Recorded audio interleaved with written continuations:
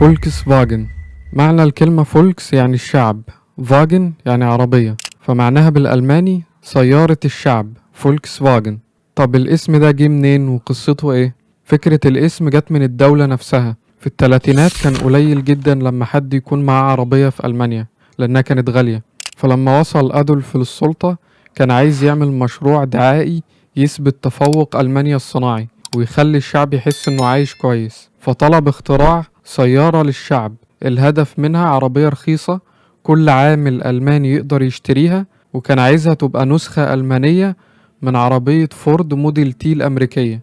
فكلف مهندس ألماني اسمه فرديناند بورشه اللي أسس شركة بورش اللي بقت من أكبر شركات السيارات الرياضية في العالم.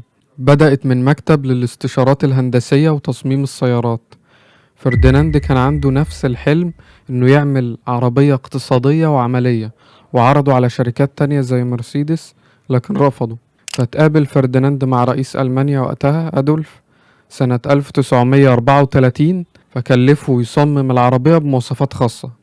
اشترط عليه إنه يعمل عربية تشيل عيلة ألمانية من 5 أشخاص، وسرعتها توصل ل100 كيلو متر في الساعة، وتستهلك كمية قليلة من البنزين. والشرط الأهم سعرها يبقى أقل من 1000 مارك، وده كان تمن موتوسيكل وقتها.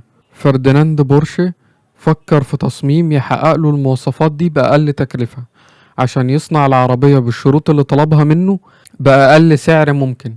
فاخترع 3 حلول اعتمد عليهم في التصميم. المحرك الخلفي. في التلاتينات كانت معظم السيارات بتحط المحرك أو الموتور قدام وترسل القوة للعجلات الخلفية من عمود حديد طويل بيمر تحت أرضية العربية، فخلى الموتور في الخلف عشان يستغنى عن العمود الطويل ويوفر مساحة، فخلى أرضية العربية مسطحة عشان تسمح ل5 ركاب يقعدوا مرتاحين. تاني حاجة التبريد الهوائي. زمان في ألمانيا كان عندهم مشكلة في تبريد الموتور بالمية، لأن في الشتاء القارس وجو ألمانيا البارد كانت المية بتتجمد بالليل جوه الموتور، وما كانش في أيامها سوائل منع التجمد زي دلوقتي. فاستخدم بورشيه مروحة قوية تدفع الهواء فوق خطوط معدن شبه الزعانف معدنية محاوطة الاسطوانات عشان تطرد الحرارة. تالت حاجة التصميم. صممها في شكل الخنفسة. بورش عمل التصميم منحني ومقوس عشان يبقى مقاوم للهواء أكتر،